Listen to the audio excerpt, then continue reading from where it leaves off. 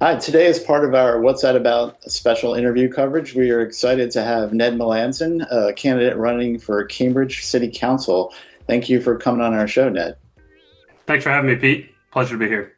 Great.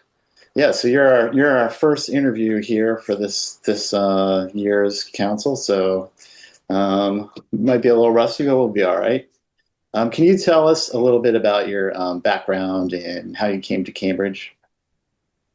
Sure. So I'm from Massachusetts originally. I'm from the far western part of the state. Well, I guess not super far west, but Springfield area, Holyoke and Westfield. And I moved to Maine when I was about 10, where I went to high school. I came back down to the Boston area to go to law school at Boston College Law School. And I ended up in Cambridge about 5 years ago. I'd always enjoyed Cambridge. I'd always wanted to live there and was lucky enough to find an apartment in Cambridgeport with a couple of my friends. And we were looking for a three-bedroom. We found this great place in Cambridgeport that I still live at. And I remember I actually never even toured the place before I moved in. We were competing with about 19 other groups Oh, yeah. uh, to land the spot. And by fortunate economic circumstances, we pulled all our money together, wrote a big check on that day, first month, first last security deposit, signed the Mhm. check on the day. I hadn't even seen the place, and I've lived here since. So yeah, it was pretty cutthroat, and I do feel for the 18 other groups or 19 other groups that were had to go and find other housing. And I've, definitely felt lucky to be able to live in Cambridge. Ever since I moved here, I just fell in love with the place. I mean, it's one of the few places in the country that, I can walk to the grocery store. I can walk to my gym in Central Square, bars, restaurants, concert venues, my office in Central Square. Just the amenities of living here are amazing. The people are amazing. My parents who live up in Maine were actually visiting last week, and we were hanging out outside of Phoenix Landing in Central Square, and they were just people watching, and it's a bit different environment than what I grew up in Southern Maine. It's just more diverse. It's more eclectic. More interesting, really. So again, I just fell in love with it. Felt so lucky to be able to live here and to contribute to the community. Professionally, I'm a public defender up at Cambridge District Court. I also work in Malden District Court. They're in the same building.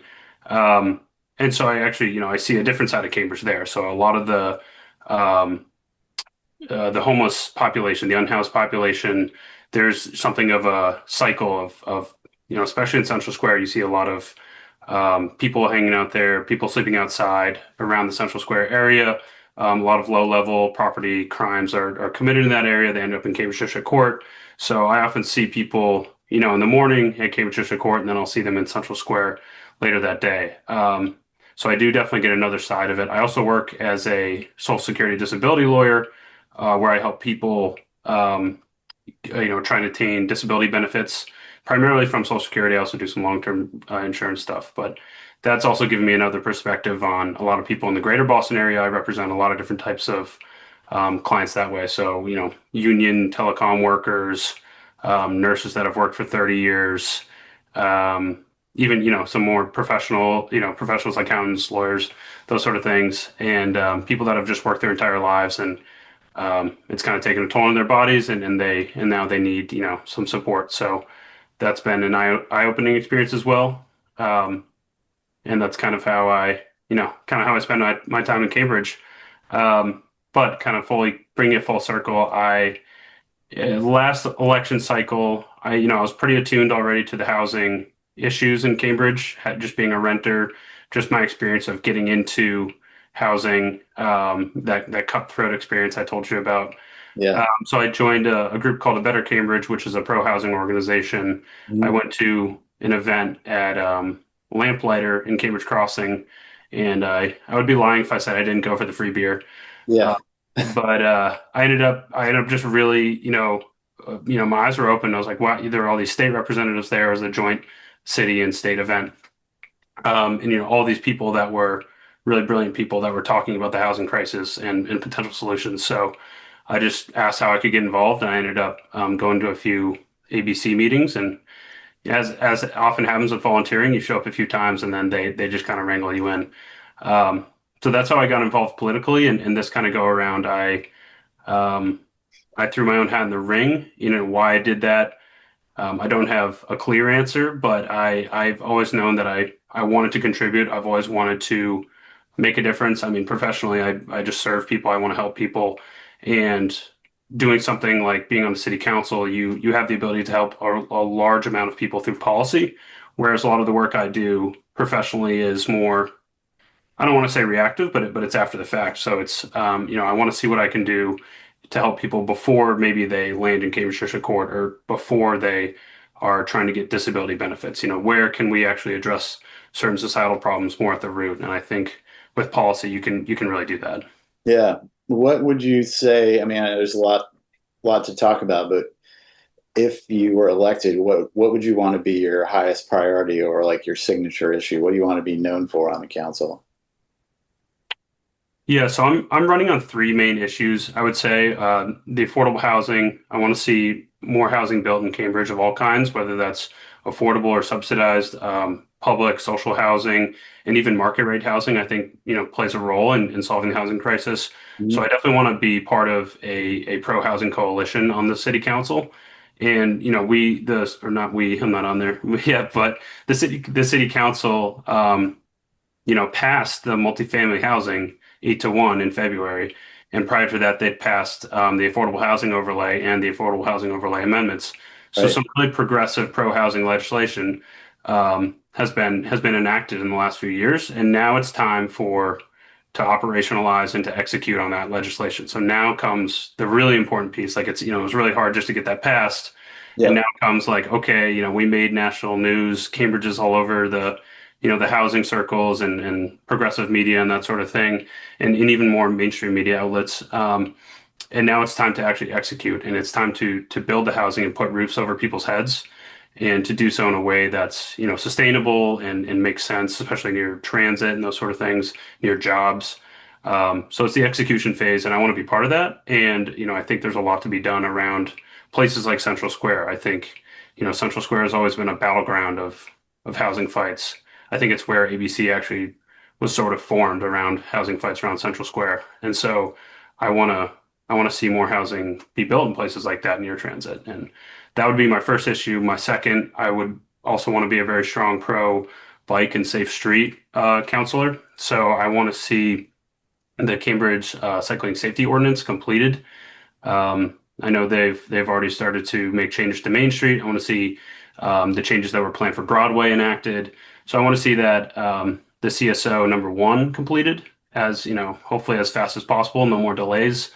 And then I want to see and the great thing about the CSO is that it was planned out, and it was there were a lot of professionals involved. There was public input. It was planned and then done piece by piece.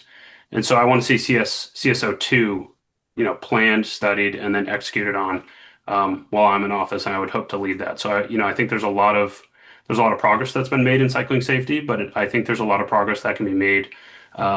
Let's just say like trying to go like south to north in Cambridge or north to south. There's not many protected bike lanes, so it's hard to get to Somerville, for instance, on a protected path. And our cities are so it's hard to get to Boston in some ways. So these cities are so connected economically and culturally, and we need to make the transportation network reflect that. And then a very close piece of that is just general street safety. So, some really basic things we can do around intersections. Intersections are usually the most deadly place on the roads, for any type of road user. So we need to slow cars down and increase visibility for pedestrians and cyclists in the intersections, and that should be done with hard physical infrastructure. I could get into the details. There's all these, there's a whole litany of things that the civil engineers will list out that you can do, but one could be like a bump out, like narrowing Mhm. crossing points. Yeah. Uh, I mean, even just painting some intersections, with some cool designs that actually has been shown to slow down cars.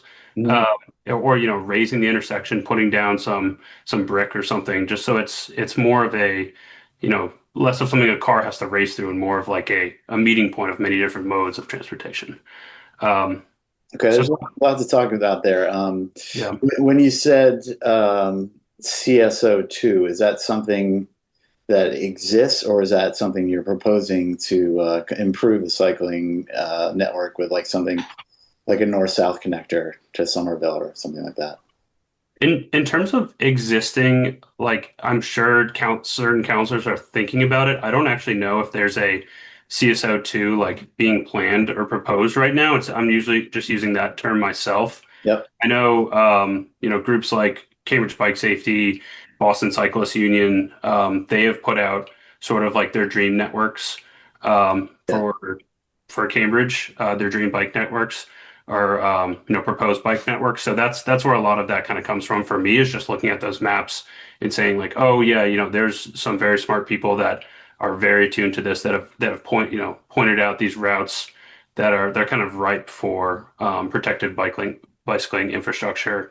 And Mhm. then there's other streets, that maybe that they're not very suitable for a separated lane, but they could be very suitable for something as simple as like a chicane, which would just slow down traffic or making it just a slower street in general. So it's not like we have to make these drastic changes on every single street. Some streets could really benefit from minor changes that just slow drivers down and make it more of a shared street model without taking away a ton of parking or anything like that.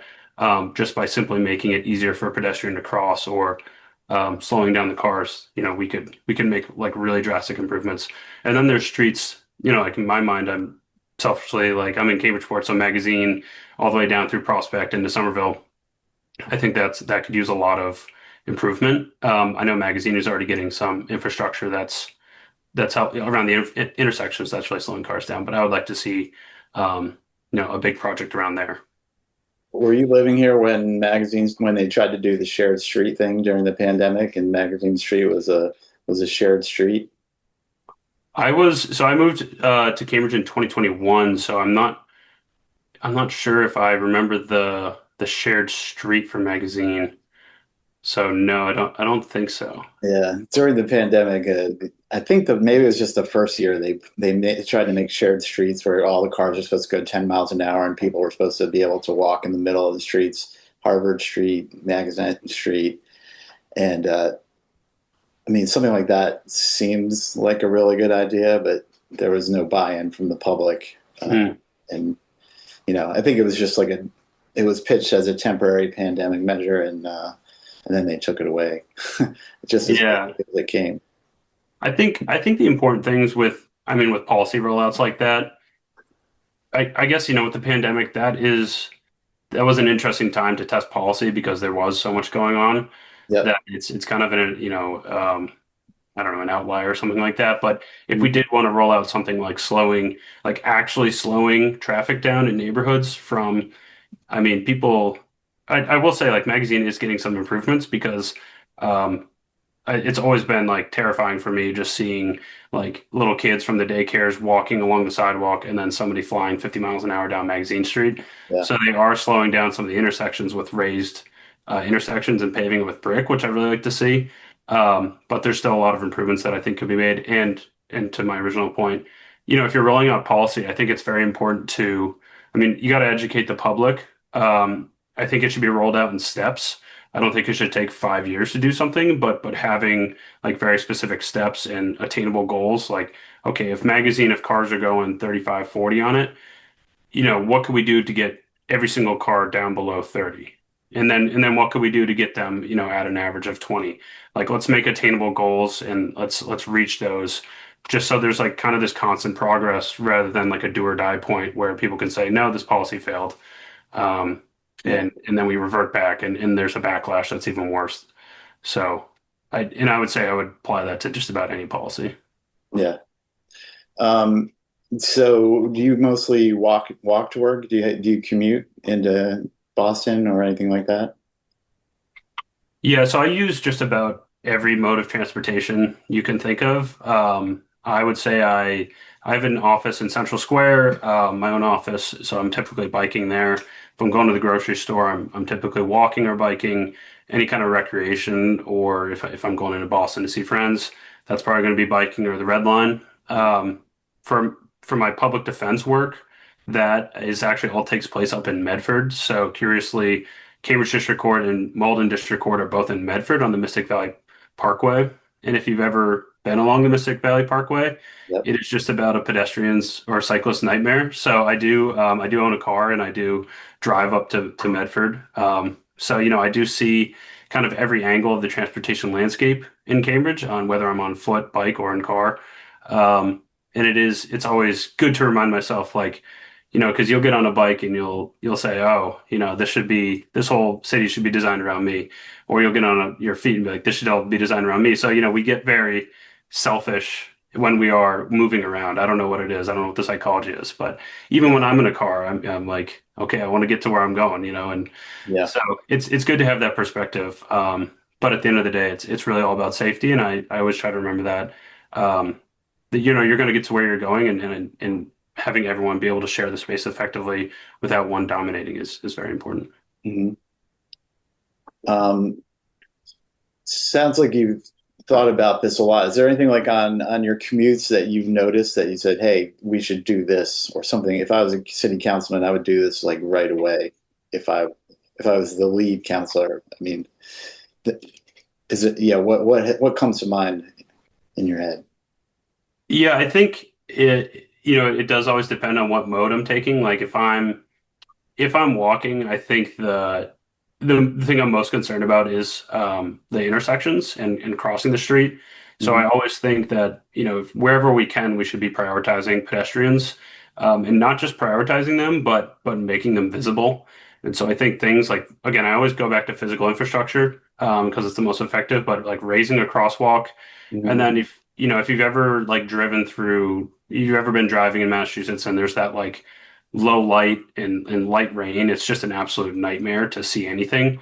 Mhm. Um, and so like if we could, light up some intersections, put some good street lights around the intersections, make those flashing lights whenever someone crosses, like that's I think very important for me from the safety standpoint. For the cycling, I think it goes to just back to completing the network.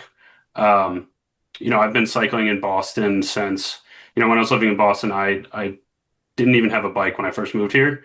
I think my grandma had set up me to get this like Mercury Sable from, bought from an old person's home in Western Mass.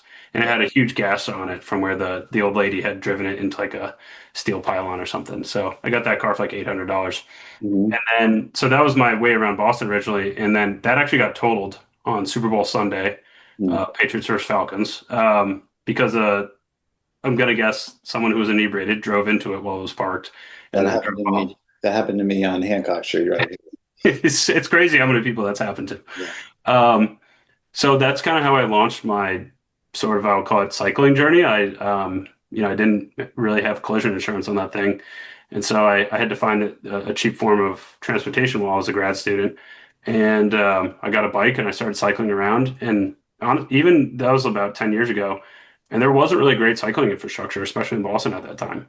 Yep. So, people would think I was like a daredevil going around Boston, like going to my internship in the Seaport. And I've seen this sort of evolution, especially on the north of the river in Cambridge and Somerville, as this like cycling network evolves. Each piece is like so much better, and you feel like safe within like that when you're in that infrastructure, and then you feel very unsafe when you're in these sort of gaps. So I know this is a long-winded answer, but closing those gaps is incredibly important to me because every time you create more of a network, you incentivize more people to use that alternative mode of transportation because not everyone is, back when I was 23 or 24, just like really high risk tolerance, just do whatever to get to where I need to go. But people have kids, people are elderly.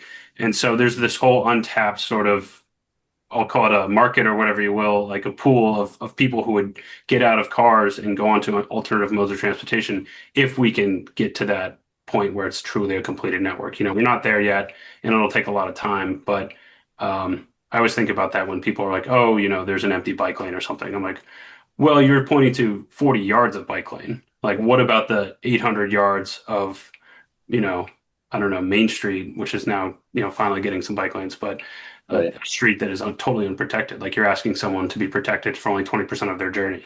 Right. Right. All right. Yeah. Let's go back. We touched briefly on housing, and you mentioned all the changes recently, the affordable housing lane. overlay, the upzoning that recently passed, removing parking minimums. I assume you approve of all those recent changes, right? What Once you're on the council, what else would you like to see done to our housing laws or our housing situation, if anything? Yeah, I think, getting rid of the parking minimums was a great first step, and I hope a lot of other cities and states around the country will do that. And I think you are seeing that, and Cambridge was truly a leader there. Um, what I would do, next, I think there's two things. So I think I already mentioned the sort of focusing on the squares, Mhm. especially around, the red line stations and around transit, around bus routes. So, what can we do exactly around those squares? We could actually make more housing than is currently allowed right now. We could upzone those squares more. And I know with like the affordable housing overlay, you could get like a large affordable housing unit, but I think we also might need a few large market rate or inclusionary projects, that include the 20% inclusionary. So I think we should seriously consider what we can do around the zoning in those squares for a couple large projects because not to get too into the weeds of economic research or anything, but it has been shown. I think I read a paper recently or saw a paper recently that was if you do put a large amount of housing in one area, it can actually depress rents in the immediate area too. So I think um, that could be a really good strategy. Again, we don't need to worry about parking if we have all these other modes of transportation, especially with the red line um, and the bus routes. And so, beyond the squares,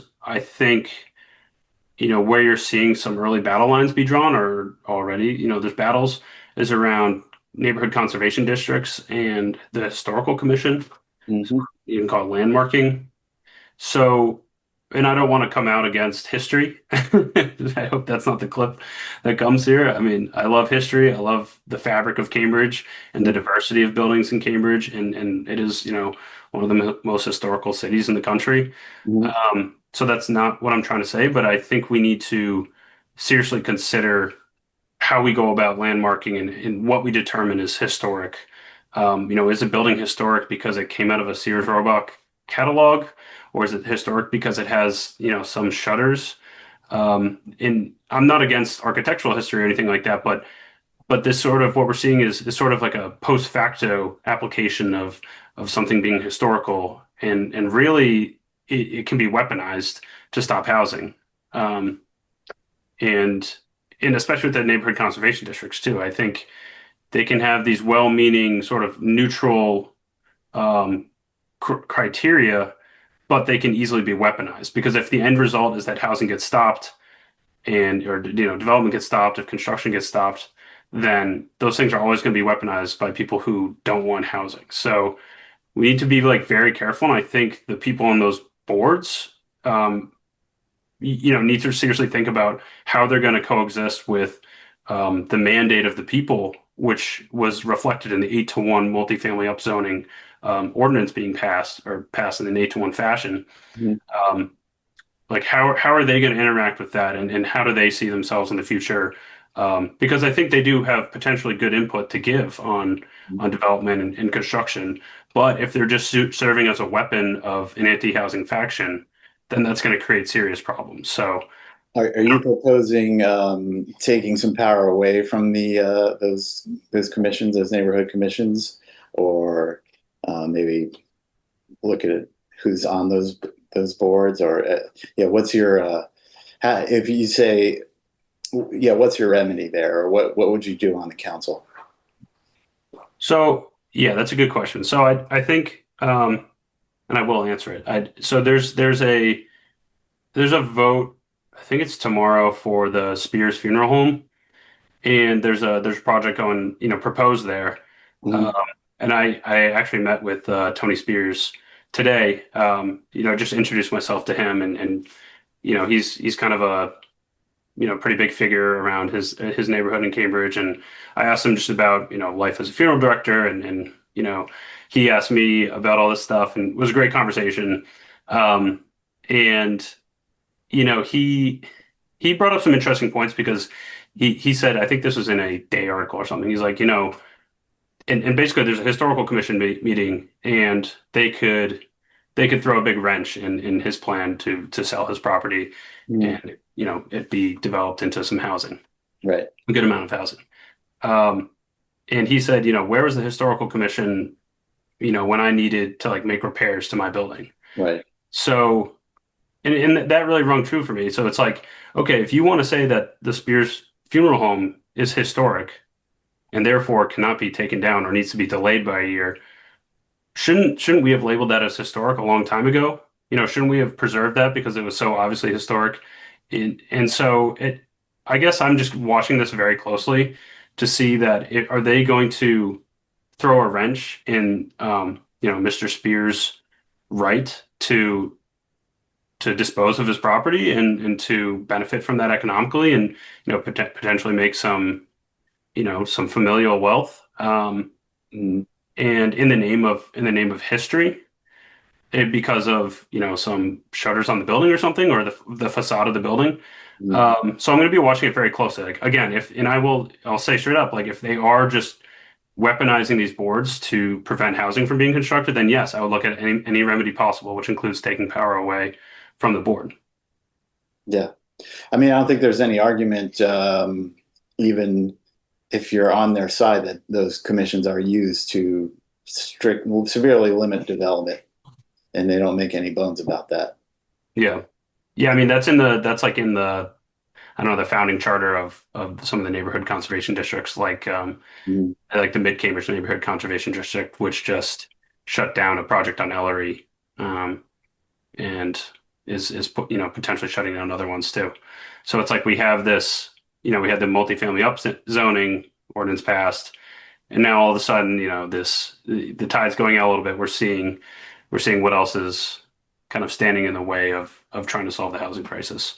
And that's to be expected because over the last 50 to 60 to 70 years, communities across the country created barriers to housing in a multi-layered defense, if you will. It wasn't just zoning; it was these neighborhood conservation districts, historical districts. Um, it started. The history of zoning is that it started to keep out Chinese immigrants in California, and it forced them into districts where all they could build was laundries. And it evolved into, redlining, keeping black families into certain neighborhoods or away from certain neighborhoods, and maybe the outright racial implications of it are gone. But if you look at some of the historic, like some of the conservation districts, if you look at the demographics of them, lo and behold, they are even whiter and richer than other places in an already white and rich city. right. Let's talk about quality of life in the city. You say you love living in Cambridge. Do you have any ideas to improve the cultural life of the city? What are things you think about, say, encouraging more artistic spaces or music, or what comes to mind, if anything? Yeah, so I think I've been coming to Cambridge for concerts longer than I've been living here. I think that's a pretty easy statement to say. I've been going to the Sinclair for a long time, um, Cantab, for those shows, and I've always loved coming to Cambridge. I think it has a great art scene and a great music scene, and historically it has a great music scene. I think Tracy Chapman, was first busking in Harvard Square Station.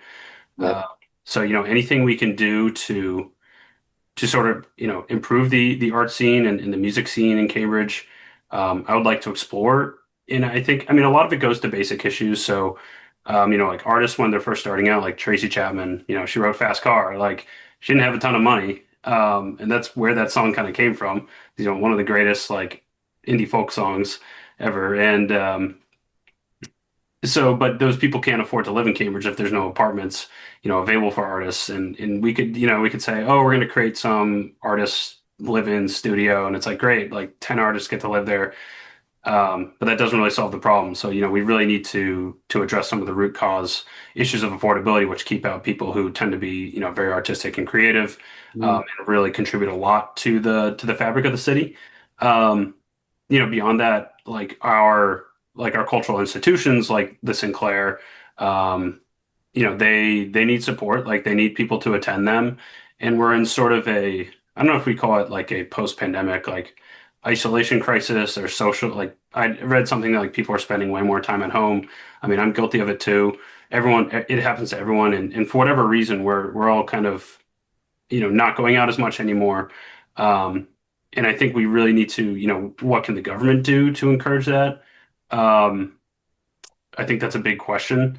Um, and again, it does go back to root cause issues for me. Like people need to live here in order to go to the cultural institutions and be able to have the disposable income to go, pay for a concert ticket or go to a bar and see a band or go, go to dinner, go to a restaurant or so it does kind of go to those root issues for me always. There's other things too. I mean, there's like Starlight and Central. I mean, I thought that was a great idea, and it kind of seems like they got hassled endlessly. I think there's an issue in a lot of cities in America, but especially in New England, Massachusetts, where one person might make a noise complaint and that could shut down an entire thing, like Starlight Square. When Mhm. it's like how many people benefited from Starlight Square from like some free entertainment, some free cultural exposure. And I am sorry that one person didn't like the noise, but there's noise ordinances in Cambridge, and to my knowledge, Starlight Square was compliant with all of those. So Mhm. I think we need to really seriously consider, again, I'm not saying have, people blasting music at 3 a.m. so nobody can sleep. I understand people got to work, Mhm. but like we need to seriously consider kind of the general ecosystem and the rules that in the levers we allow people to kind of pull. And it's just like with housing, two people, 10 people complain about some shadows of a tall building and next thing you know, 200 people are out of a home. And so it's just, Starlight Square, a couple of people complain about some music or something, and thousands of people are out of a cultural institution. Yeah. So, we need to be a little bit more permissive, I think, when it comes to art and public gatherings. And because, culture and art doesn't, it's like a living thing. Like it doesn't thrive when it's being compressed and when it's being tamped down. Like we need to, like the Cambridge Dance Party is a great example of something that where the city is really encouraging artistic expression. Yeah. And everybody loves people around, around the region love the Cambridge Dance Party. Mhm. Uh, so let's do that more. The Cambridge Open Streets program, the block parties, like those are great. Like more of that. And so yeah, I have a lot of ideas on it, but I think broadly speaking, we need to be more permissive. We need to make it cheaper to live here, Mhm. and then we'll kind of see the art scene and the music scene flourish. It's not something that we can just kind of pull along. It needs to be kind of tended to like a fig tree or something. Yeah. Do you have any thoughts about, because there used to be an AMC theater in Harvard Square, and there's all these vacant commercial spaces being sat on by a few wealthy landlords, usually. Um, how would you address that as a member of city council? Yeah, yeah, that's a huge thing. I mean, those vacant places. I mean, how would I address that? I guess you could. Technically speaking, you could put something like a vacancy tax. Um, I don't know how well that would work, and I don't know exactly the legal maneuvering you would have to do to get that done. So I don't want to say like, oh, I'm going to pass some kind of vacancy tax, but I would certainly explore it. Mhm. Um, I think, I mean, for me, and I know I sound like a broken record, but I think if we can, like let's take Central Square. Like, there's a lot of vacant storefronts in Central Square. Mhm. There was, how many things have closed? There was the boxing gym that just closed. There was the Walgreens that just closed. There was, I think a Starbucks closed. I mean, I don't care about Starbucks, but like, it's not a good sign if like Central Square should be the cultural and nightlife center of the city. It's Mhm. right next to Boston. It's on the Red Line. Like, why is and there are some people in Central Square. Like, I go there all the time, but why are the businesses failing? Tent City just closed.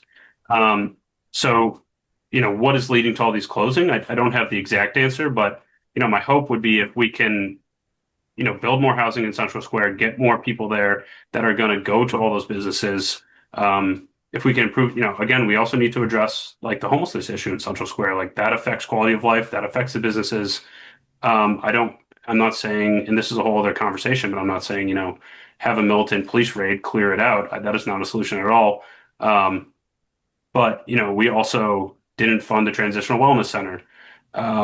So that is a step back from actually solving the homelessness crisis. So I at least want to have, some serious adult humane conversations about addressing the homelessness issue and, getting housing for people who are unhoused and have a lot of other social issues like drug addiction.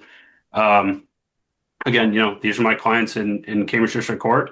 I feel for them, I love them, but I also think if we don't talk about it, if we just kind of, push this conversation away, that's not fair to them either. That's not fair to anybody.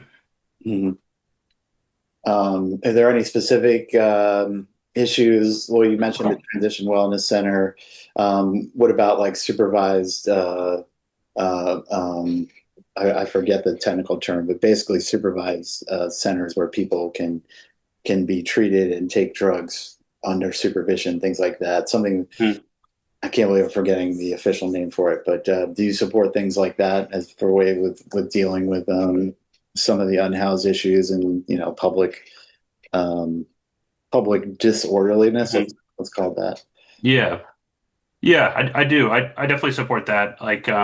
Like safe injection sites Right. or yeah, definitely support those kind of things. I think there's sort of like it's a very complex issue and there's nothing, I think if like a safe injection site, if that gets talked about outside of Cambridge, people will be like, oh, they're letting them do drugs wherever when really it's just one part of a broader plan to help it, address some of these issues. Um, but I know, like for instance, there's like Suboxone. I always can mess up the pronunciation, but it's like an opioid, and it helps people wean off things like fentanyl and heroin.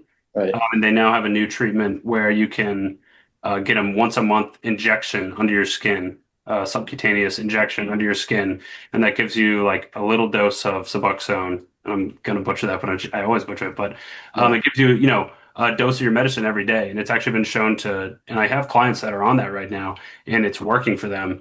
And I don't want to call it like a miracle drug, but to me it kind of is because I've just spoken with people that have never been able to get off fentanyl and heroin, and now they're actually checking themselves into treatment and they're looking into getting housing, that kind of thing. So there are definitely ways we can address this problem, and it's like one of my favorite quotes that I sort of live by is the future's already here. It's just not evenly distributed, or it's not distributed yet. So like in a lot of ways, we already have the solutions to our problems. We just haven't executed on them. We haven't gotten them out there. And that's kind of like basically the core of my political philosophy. Um, it's not, I don't like to pretend that it's not cheap. I can't say we can solve our homelessness issue, help people who are unhoused and sleeping outside get treatment and roofs over their heads. It's not cheap. It requires resources. Mhm. But the opposite of that and not doing that, not investing up front, it's always going to cost more in the long run. So if we don't make these investments now, if we don't fund things like the Transitional Wellness Center, the safe injection sites, the monthly, medicine treatments, to help people deal with their opioid addiction, we're going to pay for it in other ways with public disorderliness, with needles on the street, with low-level crime, with deodorant locked up behind plastic at Target, with Cambridge District Court, people rotating through there, incarcerating them at Middlesex County. So it always comes back, and when you don't invest in your community, the costs are always 10x. So even though it's tough, and we have these like, oh, can we fund the TWC at $10 million or whatever it was? Like I understand those are real numbers, and there's not infinite money, but sometimes we don't consider the costs that don't appear on the balance sheet. Yeah. What about, are you familiar with Rise Up Cambridge, where there's kind of a universal basic income? Would you support that sort of program? They're given, I believe it was $500 per month for a set income level in Cambridge. That was basically the the largest percentage of the population that's ever been tried in the country. Mhm. Do you support that program? Would you support bringing it back? Because it was just in the latest budget. Um, it was canceled basically. Yeah, I support that 100%. I would support expanding it by, 10x. And I know some fiscal hawks will probably Yeah. No, skewer no, me for it, but again, I mean, I just went on a rant about investing in communities. So again, I think the data I've seen about basic income or implement income supplement programs is that it works really, really well. mm, It lifts people out of poverty. And again, poverty, like other people's poverty costs us way more than the rise up payments. We just don't, we don't always capture it on our balance sheets or on our budgets. So, and it's just, morally, I know I'm speaking like an economist right now, but morally speaking, it's the right thing to do as well. Like we shouldn't, we're in one of the richest, most technologically advanced cities in the world and in the world history. Like we shouldn't have a lot of people in poverty. We shouldn't have any people in poverty. And the money is there. We have a $30 trillion economy in this country, and I know I'm getting a little bit bigger in scope, but the yeah, money is there. The idea that we can't afford to lift people out of poverty is just that's just a political opinion. yeah. Well, all right. That's going to lead me to this question then. So our our national economy is likely going to crash. Commercial revenues are going to decrease. We're going to get less federal funding. There's going to be probably less international students living here, decreased tourism. There's We're looking at maybe some leaner times than we're used to in Cambridge. Um, and a lot of it is, of course, inflicted by the ridiculous policies of the federal government. Um, but would you support increased taxes and fees to fund some of your goals if necessary, or maybe do you think we should just shrink the budget? Let's start with that. I mean, we're probably going to need some kind of increased taxes and fees Mhm. to remain at the same level, I would guess. Even though we always have a rainy day fund, and because Cambridge is so wealthy. Yeah, so the first part, I do support finding either increasing revenue or finding new revenue sources. Mhm. I do support that, and I think I don't have like a super detailed answer for you on exactly where I would find those sources. I mean, you can always look at the property tax. We do have a very low property tax rate, but that's complicated as well because it's not, it can be if you just kind of blanket increase the property tax rate, some people can be really negatively affected just by the nature of assessments and that sort of thing. So, Yep. um, yes, I'm open to increasing that revenue source, but it has to be done the right way. Um, in terms of other revenue sources, I mean, and I guess to answer the second part of the question, like yes, we're coming on to really lean times and probably a recession if we're not already in one. But kind of taking a national view of like the economic history, like when you hit lean times, that's actually not when you want to pull back and do austerity. That's actually the worst thing you can do because, I think Cambridge can survive sort of a temporary um, budget hit. But, if you look at economic history, austerity is oftentimes, the medicine is oftentimes worse than the disease. Right. And, if you look at the effects of unemployment, and business creation and those sort of things and research, um, just pulling back for 5 years is really, really bad. I mean, you saw with the pandemic, like the Right. effects of pulling back, so we need to be very careful. And I think we should also be I know we're in terrible times right now. We have a terrible federal administration. Ideally, it won't last forever. I can't say that with confidence, unfortunately. But, we also need to be looking to the future of Cambridge. And we have so many resources here that I think we could lean on and get creative with. And we could, build prosperity here in a way that benefits everybody. So I personally want to look into things like public corporations, things that or publicly driven research. So things that the city of Cambridge could create and leverage the immense amount of talent. There's going to be a huge gap in basic research. And we know that basic research is essential to Cambridge's economy. It's essential to the American and the global economy and the future of us as humans, as humanity. So Right. there's going to be this huge gap of basic research. Is it possible that I don't know, the city of Cambridge could step in and we could start funding basic research and benefiting from the effects of that.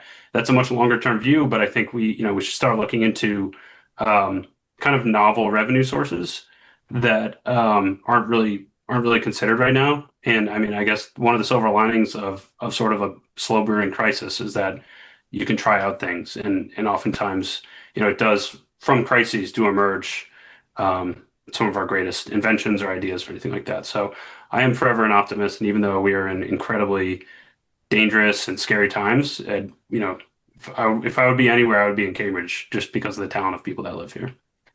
Great.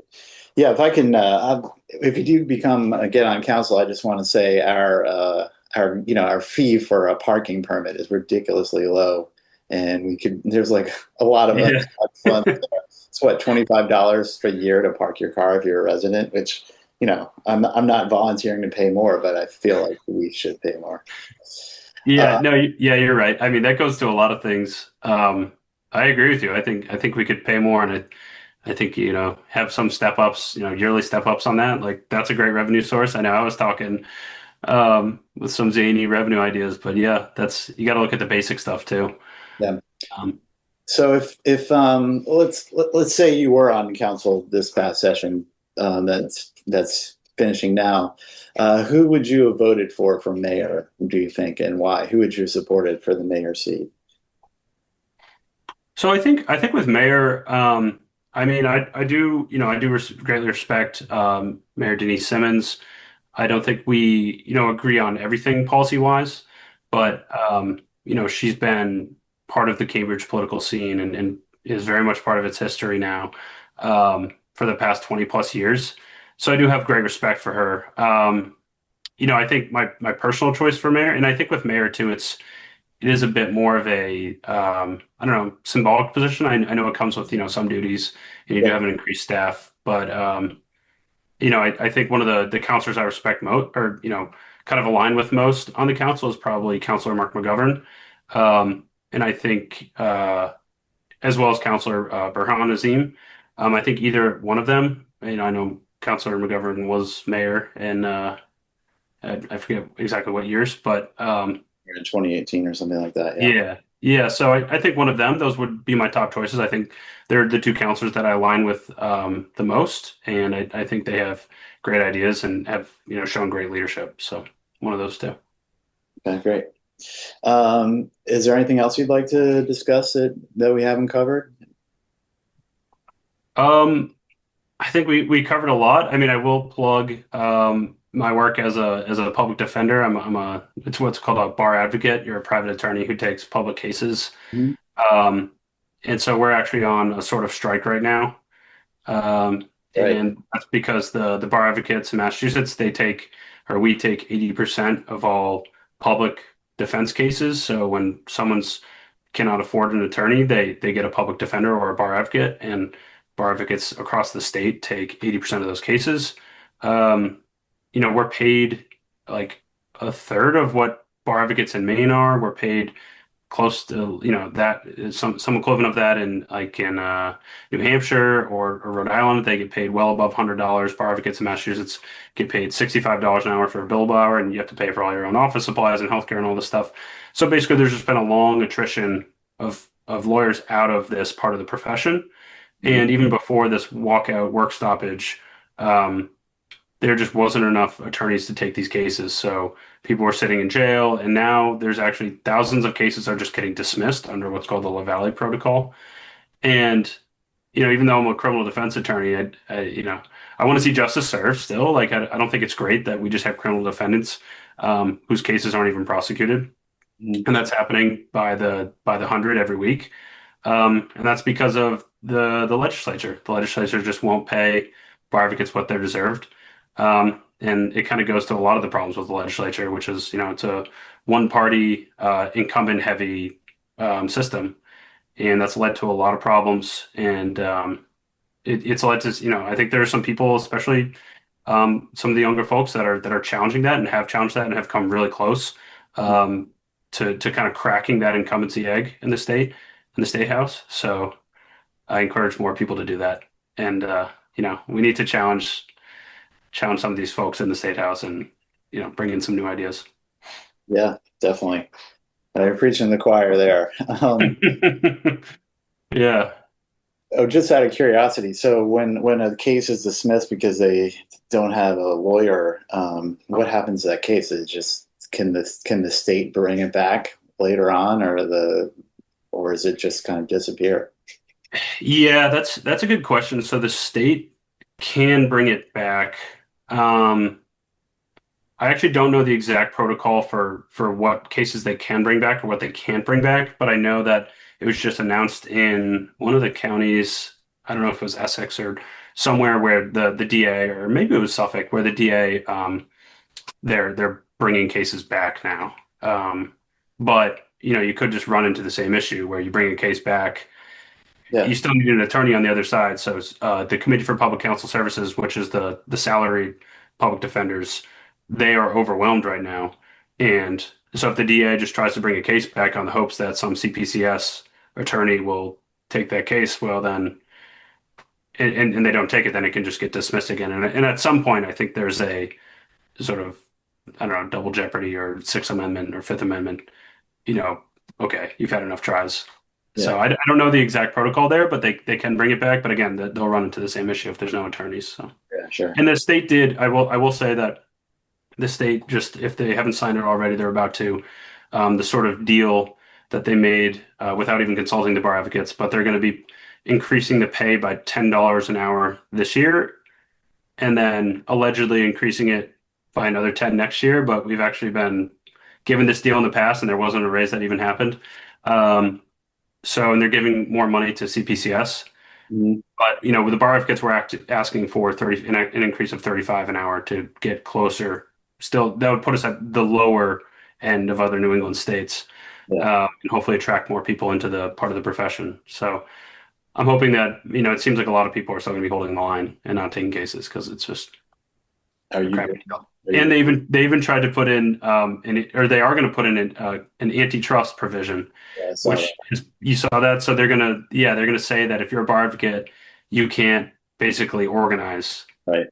which is the most bullshit thing I've ever like. Hey, I thought we were in Massachusetts. Like, what is this? Like some right to work state? What are we, South Carolina? Like, no offense to South Carolina, but Yeah, the legislature has some authority issues, I think. yeah. Yeah, it's going to be a tough one to solve. All right. Well, thank you, Ned Melanson, for coming on and being our guest. I appreciate the time. If you think of anything else that we didn't cover that you'd like to, underline, we can always talk again or send me an email or whatever. And yeah, but I appreciate your thorough answers. You've obviously thought about this a lot, and good luck during the campaign. Thanks, Pete. It was a pleasure. We'll do this anytime. So, All you right, know, great. yeah, Yeah. always happy to rant on camera. So, All right, I'll call you tomorrow. okay, cool.